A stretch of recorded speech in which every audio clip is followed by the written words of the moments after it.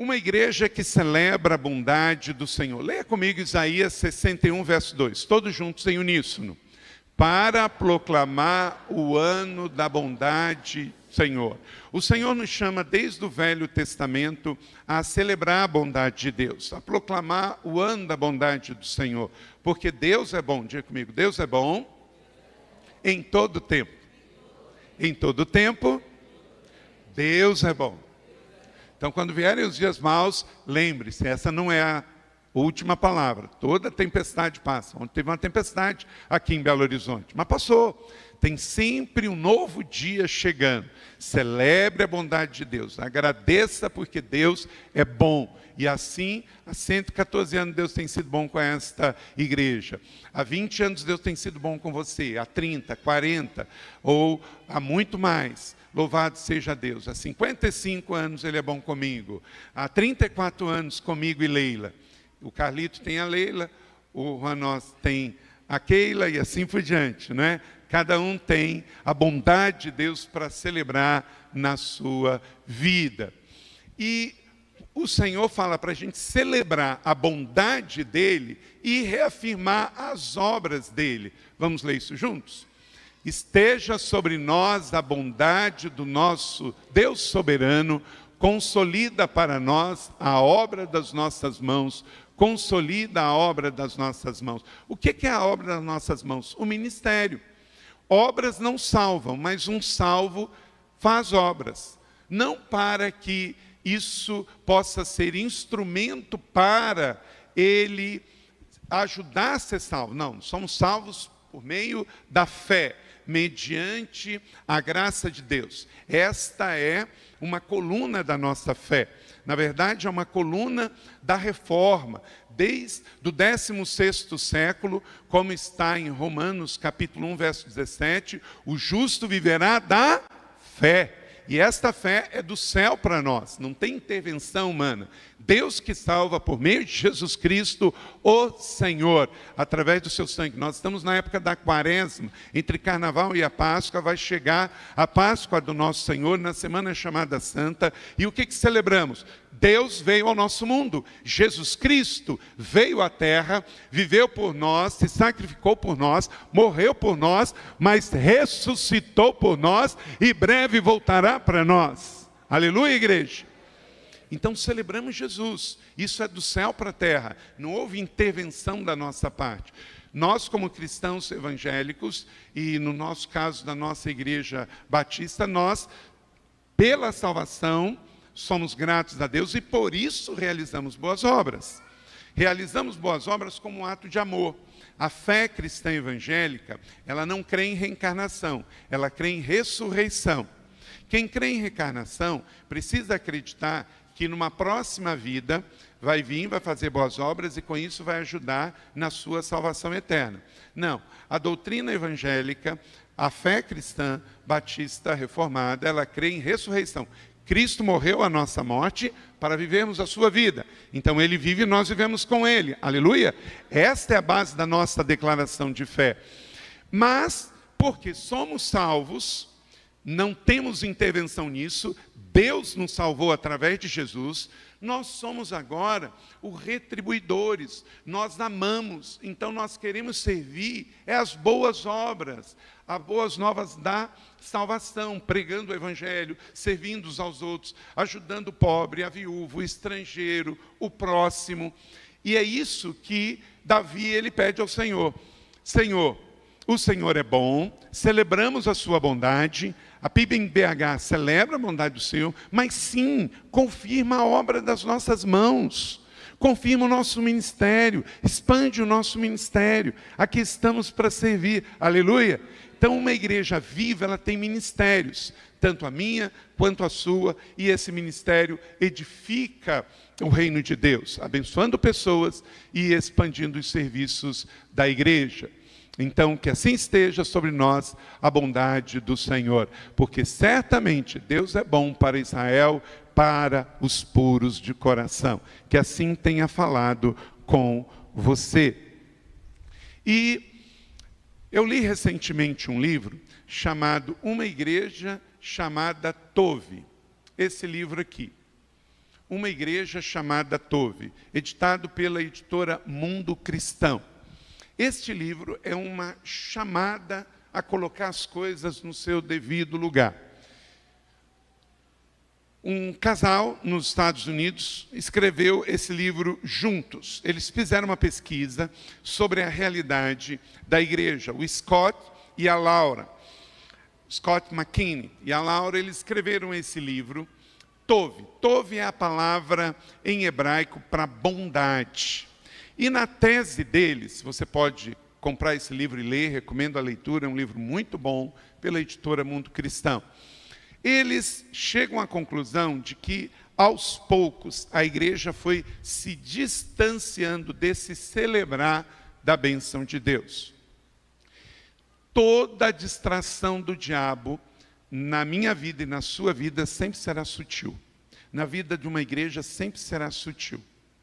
Então, a gente tem que ter cuidado de focar em Jesus, focar no Evangelho, e ter cuidado com as distrações. Lembra quando Jesus chama Pedro, lá no mar da Galileia, havia uma tempestade, ele chama Pedro para sair do barco, e Pedro vai muito bem, e pisa fora, e anda sobre as águas. Enquanto que ele olhava para Jesus, ele estava indo bem. Mas um determinado momento, o que aconteceu? Ele se distraiu porque olhou o quê? O vento, olhou a tempestade. E aí ele começa a afundar.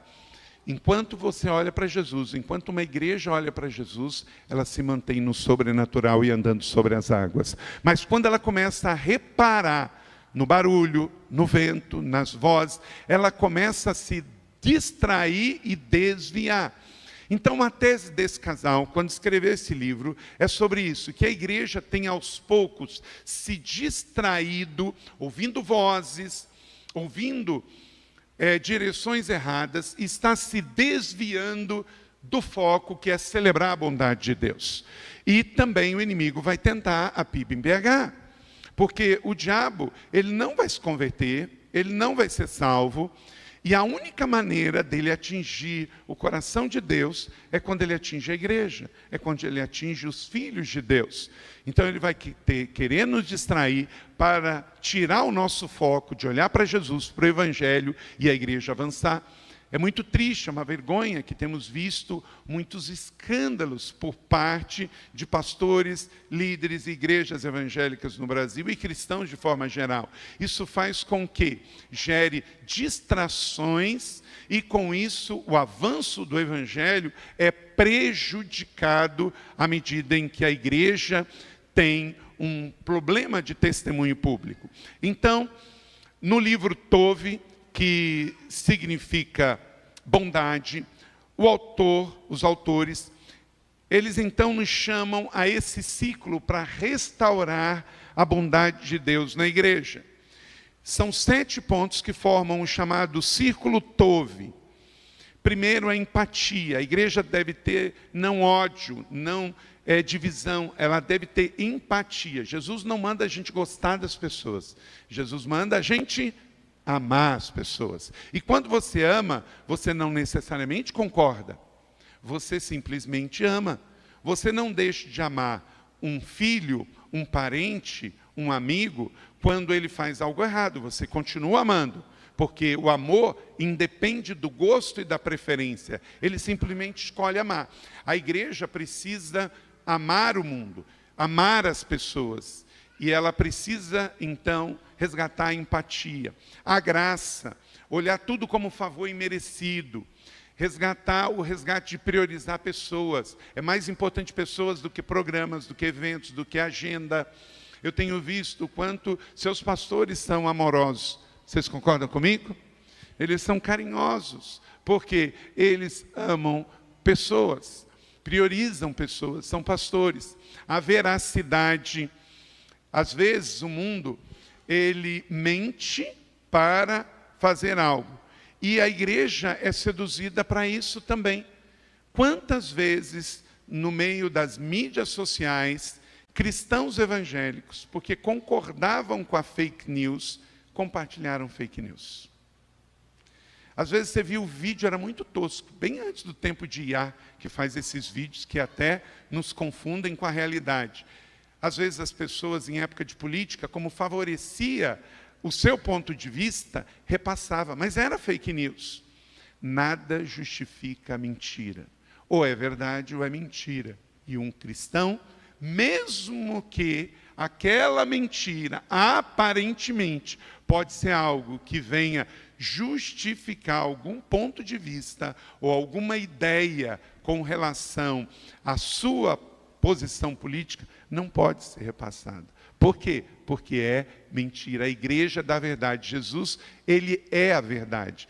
Dostoiévski, ele disse, um cristão russo, ele disse, se um dia você descobrir que Jesus não está na verdade, deixe a verdade e fique com Jesus. Por quê? Tem muita coisa em nome da verdade que não tem a ver com Jesus. Jesus sempre é a plena verdade. A verdade? A justiça, o serviço e o ser semelhante a Jesus. Na nossa igreja da cidade esse ano é como Jesus. Jesus é o foco, Jesus é o nosso modelo. Então você faz ou não faz por causa de Jesus, não por causa dos evangélicos. Os evangélicos podem fazer coisas que não necessariamente Jesus está fazendo. Tem muita gente usando o nome de Jesus. Então, ele é o seu modelo, ele é o motivo da sua canção, ele é o seu respirar. Ou Jesus é tudo na sua vida, ou Jesus não é nada. Então, esse círculo tove, o círculo da bondade de Deus, deve ser o foco da minha vida, da sua vida, desta igreja, das nossas igrejas, para a glória de Deus. Então, vamos de forma prática fazer uma jornada aqui. E eu quero destacar com você alguns pontos, se você quiser anotar no seu smartphone, ou depois também pode adquirir com o pastor o esboço desta palavra. Mas quero caminhar com você sobre 9 princípios rápidos aqui, para que esta igreja, eu e você, possamos celebrar a bondade, o tove de Deus, com muita saúde e equilíbrio. Primeiro, celebramos com louvor e gratidão. Leia comigo esse texto. Bendito seja o Deus e Pai de nosso Senhor Jesus Cristo, que nos abençoou com toda a sorte de bênção nas regiões celestiais em Cristo Jesus. Segundo esse verso, você vai ser abençoado ou você é? Eu já sou.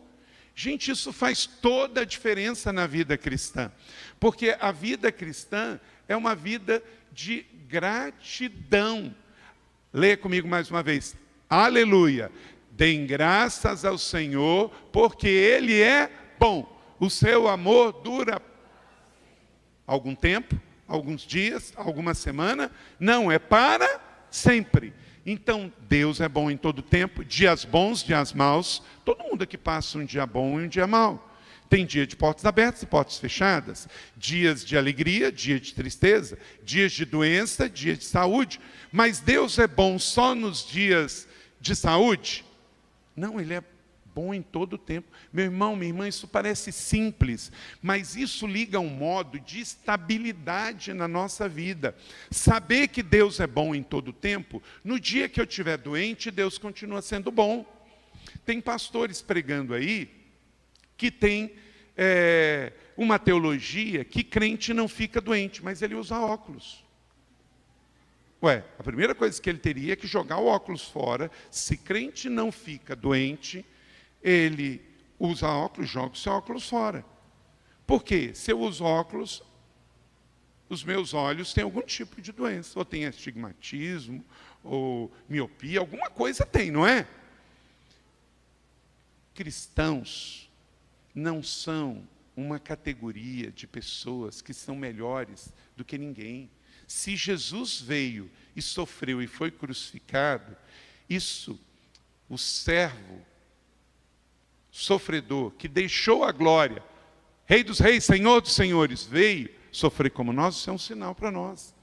Se o Rei da glória nasce numa manjedoura em Belém, vive uma vida humilde na impura Galileia, morre na cruz do Calvário em Jerusalém, isso é passar um princípio para nós. Meu irmão, deixa eu dizer uma coisa. Crente, pastor, que vive de ostentação nas mídias sociais, não aprendeu o básico da vida cristã, que é uma vida dando glória a Deus e normal. A teologia bíblica, ela não é uma teologia de apologia à miséria, mas ela também não é uma vida de apologia ao luxo. Uma vida de luxo e ostentação não cabe bem para nenhum crente, quanto mais pastor. Púlpito não é lugar para desfilar relógio de marca e nem tênis de milhares de reais. Porque a glória é do Senhor. Então, o primeiro princípio, queridos, é viver com uma vida de louvor e gratidão. Gratidão pelo que o Senhor fez. Gratidão pelo que Ele tem feito. Não é sobre eu, é sobre o Senhor. O livro mais vendido evangélico da atualidade chama Uma Vida com Propósito. Esse livro já vendeu mais de 40 milhões de cópias. No Brasil, vendeu mais de 2 milhões de cópias, publicado pela editora Vida. E é interessante, Juan, a primeira frase do livro é: não é sobre você. Como um livro, porque tudo hoje em dia não é sobre você, você vai crescer, você vai crescer, você vai prosperar, você vai vencer, você pode, isso e aquilo outro, não é? Aí vem um livro e diz: não é sobre você. Uau! E esse livro vem 2 milhões em português, 40 milhões em inglês, e está publicado em mais de 50 idiomas no mundo. E ele está certo, o Rick Warren está certo. É sobre Deus e é sobre as pessoas. A fé cristã não é sobre nós, é sobre o outro, é sobre Deus.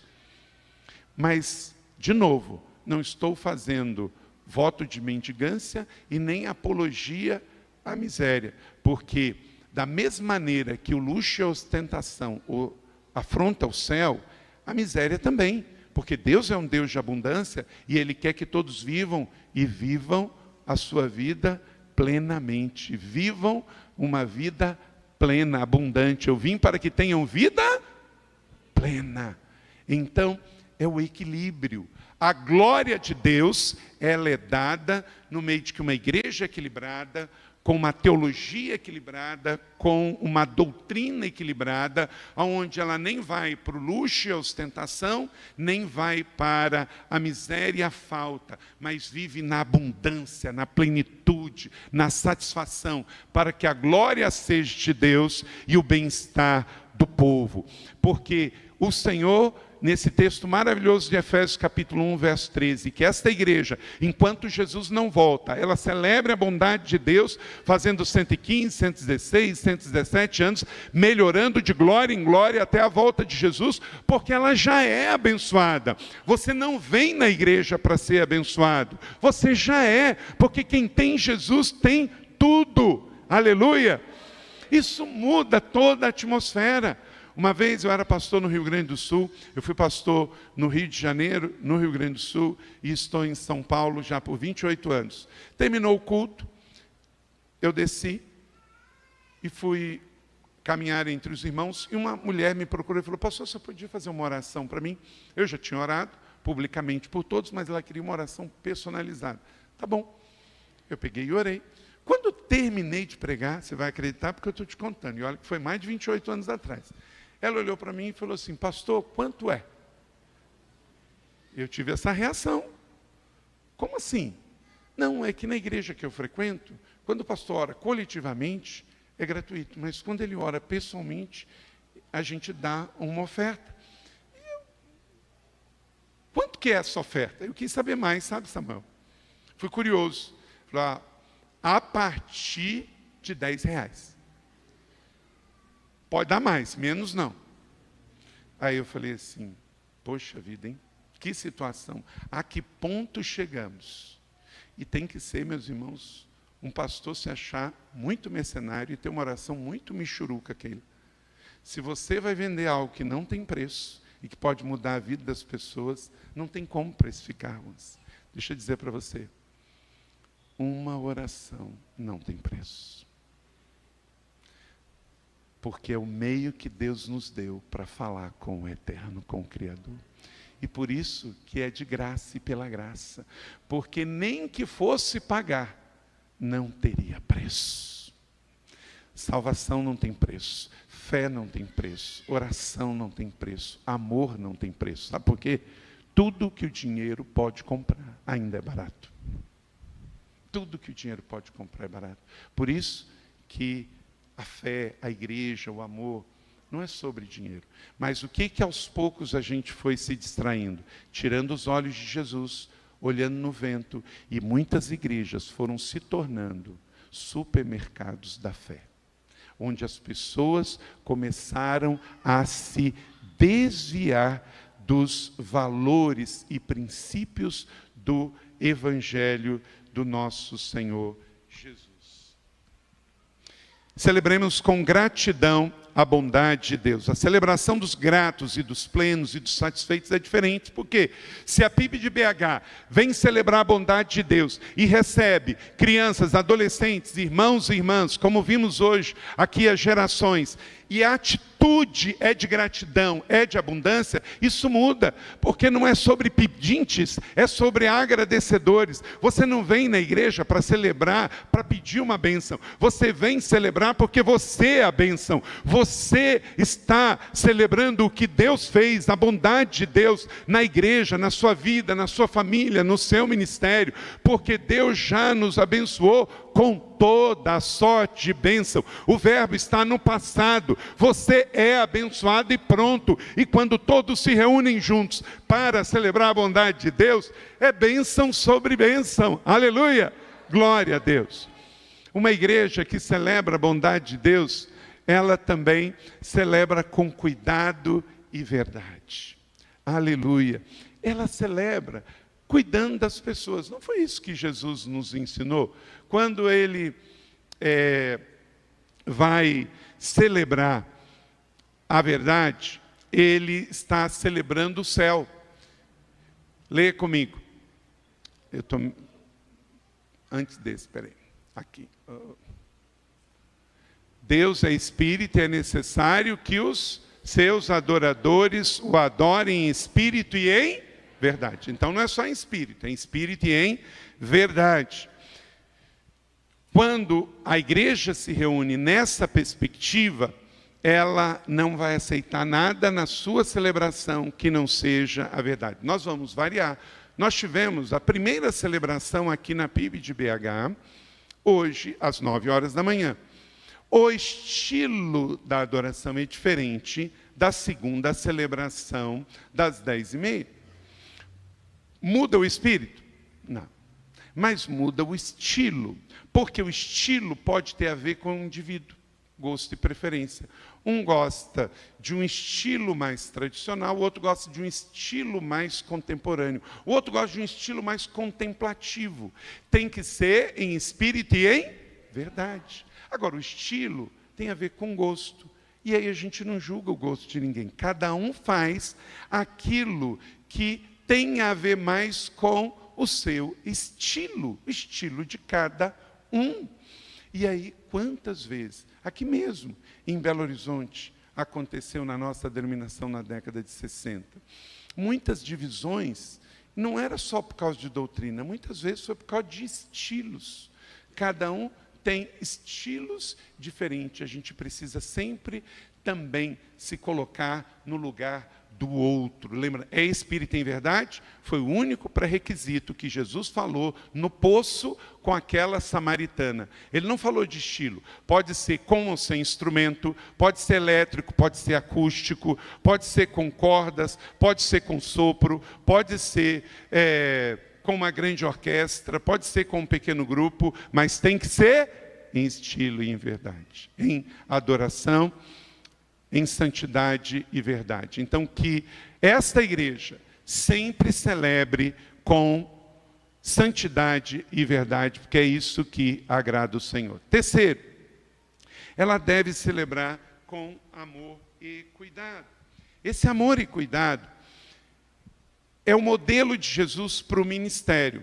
Quando Pedro negou Jesus, ele estava então em pecado e ficou destituído da sua autoridade. Mas Jesus é crucificado e perdoa os pecados de Pedro.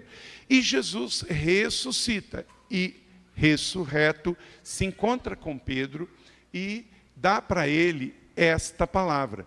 Esta palavra, Jesus aparece ressurreto para Pedro, como ele aparece para os discípulos e para os 500 lá em na Galileia. E diz para ele, pela terceira vez, disse Simão, filho de João, você me ama? Pedro ficou magoado por Jesus ter perguntado pela terceira vez, você me ama? E ele disse, Senhor, tu sabes todas as coisas e sabes que te amo. E aí o que Jesus disse para ele? Cuida das minhas ovelhas. Pedro pecou, como eu e você. Pedro foi perdoado, como eu e você. E Pedro ganhou uma segunda chance, como eu e você. Mas também o Senhor reafirmou com ele, faz da maneira certa. E a maneira certa de servir é amando, com amor e cuidado. A igreja que celebra o amor de Deus, as pessoas servem não é por medo, não é por religiosidade, não é por tradição. Estou servindo aqui na PIB de BH porque minha avó servia aqui, porque meu pai servia aqui. Não, você serve pela bondade de Deus hoje para com você. Você serve porque Deus foi bom para com você e não por uma tradição. Isso é muito importante. Você pode dizer isso comigo? Toda igreja que cresce, e toda igreja que cresce precisa amar. Então, que seja assim esta igreja. E, queridos, muito importante, olha para cá, vou dizer algo muito importante. A sociedade sem Jesus lá fora vai ser cada vez mais pelo mundo diferente do padrão judaico-cristão que herdamos na Bíblia Sagrada. A maneira como que eu penso sobre vida, sobre finanças, sobre sexualidade, sobre família. O importante é eu continuar nos princípios e valores da Bíblia, porque eu não vou dar conta pelas pessoas, eu vou dar conta por mim mesmo. Mas as pessoas fora da igreja, fora da sociedade, elas, sem conhecer a verdade, elas vão estar longe desse padrão. E se a PIB-BH for esperar concordar com o mundo para amar o mundo, vocês nunca vão amar ninguém. Nós temos que amar primeiro, e aí depois discordar. Eu não vou amar o mundo e o seu jeito de viver. E o Senhor Jesus não mandou eu concordar com o mundo, eu ter o estilo de vida do mundo. Você pode discordar de uma pessoa até da sexualidade dela. E não há nenhum problema nisso. Mesmo que o mundo te odeie por isso, você tem que continuar amando a pessoa.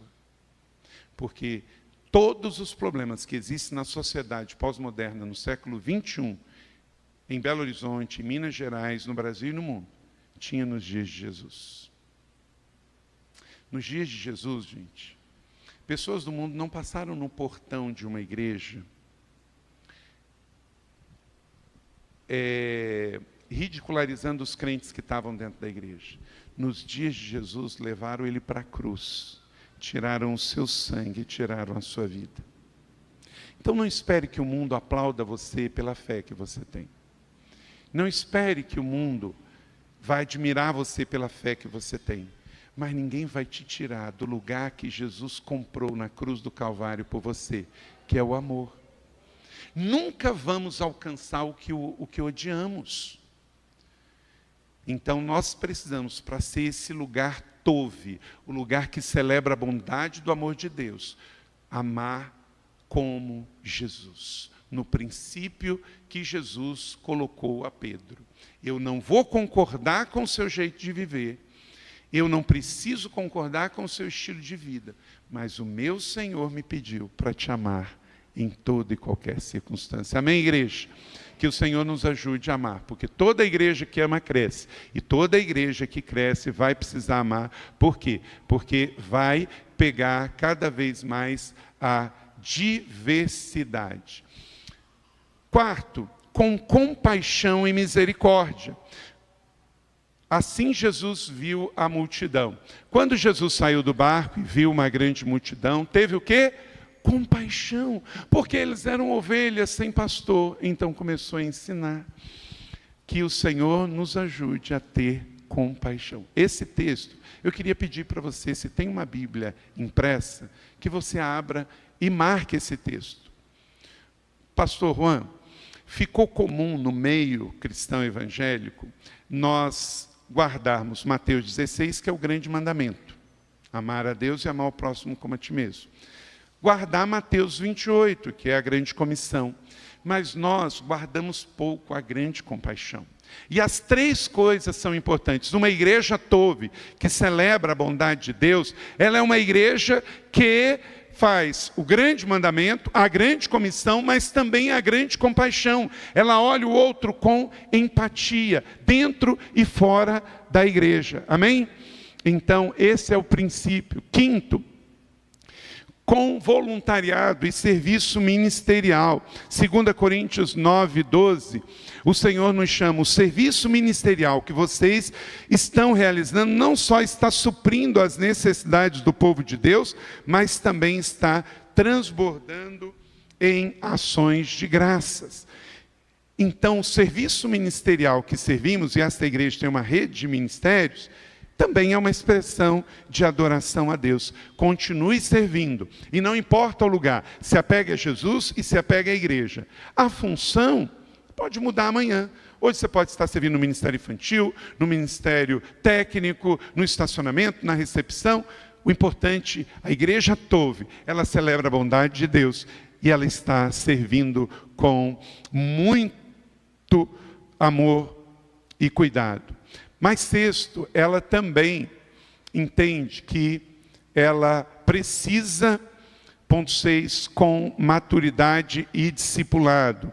Colossenses 2,6 diz: portanto, assim como vocês receberam a Cristo Jesus, continuem a viver nele, enraizados nele, firmados na fé, como foram ensinados, transbordando de gratidão. Porque uma igreja saudável, uma igreja Tove, ela precisa estar enraizada em Jesus. Não se edifica a igreja saudável com evangelho coach, evangelho de autoajuda, porque isso é superficial. Tudo que for superficial é levado pela primeira tempestade, pelo vento. Discipulado é propósito de Deus para nós. Jesus nos ensinou, então tem que ser enraizado e edificado nele, vida na vida, discipulado, pequeno grupo, porque Jesus nos ensinou, isso aqui é muito importante, discípulos não nascem prontos. Jesus nos ensinou que nós temos que, o quê? Fazer discípulos, formar discípulos. Você evangeliza pessoas em qualquer lugar, você batiza todos os que creem, mas discípulos têm que ser formados. E por isso leva tempo e não é fácil. Mas uma igreja Tove, ela quer fazer isso com muita alegria. Mas também ela crê em curas e maravilhas. Ela crê que pode ser feito assim no céu como na terra. Nós não somos sensacionalistas que acreditam que Jesus só fez lá em Atos dos Apóstolos. Não. O mesmo Jesus, a mesma fé e a mesma igreja, porque o Espírito Santo está vivo hoje. Aleluia? Então nós somos aquela igreja que continua crendo nos sinais e maravilhas. Vamos ler isso de novo, Mateus 6,10. Venha o teu reino, seja feita a tua vontade, assim na terra como no céu. Então, o sobrenatural do céu é natural na terra. Então, não é outra igreja, não é outra Bíblia, só o que nos separa são 21 séculos. Mas Jesus, ele é o mesmo ontem, hoje e será para sempre. É a mesma fé. Quando Paulo diz que nós temos que não apagar o fogo do Espírito, ele não diz para a gente criar o fogo. Se crente pode criar o fogo, só se for fogo estranho. Mas ele diz para a gente não apagar. E como é que a gente apaga? É com o pecado. E aí você vai diminuindo o impacto, a atuação, o mover do Espírito Santo na sua vida e no ambiente. Nós somos edificados em Cristo, ele é o fundamento e não há nenhum outro. Quando o apóstolo Paulo, em Efésios 2, 20 e 21, ele fala de fundamentos apostólicos e proféticos, aqui tem uma coisa muito importante. Ser uma igreja apostólica não é com um apóstolo só, e esse apóstolo ele fala diferente, usa anel diferente, tem jeito diferente de falar. Da mesma maneira que ser uma igreja profética não é ser uma igreja esquisita. O apostólico é uma igreja missional. É uma igreja que quebra paradigmas, uma igreja inovadora, empreendedora, criativa, que rompe barreiras, que vai plantar novas igrejas, que cria ministérios. Então essa é a igreja apostólica, que ela não tem só um apóstolo, ela tem uma visão apostólica, uma doutrina apostólica, uma missão apostólica. Mas Cristo é a base, Ele é a pedra angular. Da mesma maneira, ela tem a fé dos pais no Velho Testamento. Quando ela ora, ela vai no céu profeticamente. Quando ela jejua, quando ela crê na palavra revelada como rema de Deus. Mas Cristo é a base. E aí ela não vive de meninice. Ela não coloca o foco em cima de uma pessoa, de um líder. Mas ela é simultaneamente uma igreja família, que ela é tanto apostólica, profética e pastoral, e cuida das pessoas. Se Cristo é a base, a gente não se perde. Se Cristo é a base, a gente não vai afundar, porque Ele é o fundamento de tudo. Aí podemos ser tanto apostólicos, como o Novo Testamento nos ensina com a vida de Paulo, quanto proféticos, quanto o Velho Testamento e os profetas nos ensinam. Mas Cristo é a âncora, Cristo é o martelo, Cristo é a base, Cristo é a nossa vida, o nosso fundamento. Aleluia! A âncora da nossa alma. Aleluia! E oitavo, com real comunhão. Atos 5:42. Todos os dias, no templo e nas casas, não deixavam de ensinar e proclamar que Jesus é o Cristo. Então, temos a grande celebração, glória a Deus, mas também temos as casas, as células, que é importante também. Então, celebramos com gratidão na grande celebração e nos lares. E qual é a parte mais importante? As duas são importantes. A nossa igreja, aos domingos, tem 4 celebrações, no sábado tem 4 celebrações, mas durante a semana tem 2.000 células, 2.000 pequeno grupo. E tudo é importante, tudo se complementa. Desde o princípio, em Atos dos Apóstolos, é assim, no templo e nas casas. Diga comigo, no templo e nas casas. As duas coisas são importantes, desde que o foco continue sendo Jesus. E por último, coloco aqui o 9. Com amor aos perdidos. Com amor aos perdidos. Lucas 19, 9 e 10. Nós não seremos uma igreja tove se a gente perder isso aí. Vamos todos juntos? Hoje houve salvação nesta casa, porque este homem também é filho de Abraão, pois o Filho do Homem veio buscar e salvar o que estava perdido. Então vamos usar o dia do amigo, como vocês usam aqui, vamos usar a célula, vamos fazer eventos pontes, mas lembrando que a igreja é a única instituição que existe para os não associados. Então uma igreja que celebra a vida, o retorno e o recomeço e a restauração. E com isso, querida família, PIB em BH, Paulo diz: tenham unidade, e aqui eu concluo, completem a minha alegria, tendo o mesmo modo de pensar, leia comigo, o mesmo amor, um só espírito e uma só atitude. Paulo está dizendo, concordem com tudo no seu estilo? Não. Gente, nós somos pessoas, nós temos gostos e preferências diferentes. Tem gente que gosta mais do piano, eu amo. Tem gente que já não gosta tanto do som do piano. Não é sobre gostar ou não do objeto. É o som. Eu gosto do som do piano. Mas o meu irmãozinho já prefere o som do violão. Aleluia. Um gosta do preto, outro gosta do verde. Um gosta do cabelo grande, outro gosta do cabelo pequeno. Nossa, pastor Carlito, que benção a igreja dele, a palavra. Ele podia cortar o cabelo, né? Então, às vezes, gente, a gente nos distancia-se da essência e a gente começa a procurar uniformidade. Paulo diz, e querida PIB em BH, vocês vão crescer e avançar, abençoando essa cidade e o reino de Deus. Mas se entender, para completar a alegria, tem o mesmo modo de pensar, não é em coisas, não é em estilos, mas é no estilo de ser igreja Tove. É concordar na visão e na missão, todos juntos como uma igreja família, todos juntos como uma igreja com célula, todos juntos numa igreja multiministerial, todos juntos numa igreja que celebra a bondade de Deus, mas não sobre todo mundo gostar dos mesmos estilos, da mesma coisa, porque nós não somos seita. Nós somos a bela igreja de Jesus, que é composta de pessoas diferentes e por isso respeita as diferenças. A única coisa que o Senhor nos quer é que a gente viva no pecado, amém? Isso Ele não quer. Recebe essa palavra da fé? Que ela seja sobre a sua vida na boa medida, sacudida, calcada e transbordante.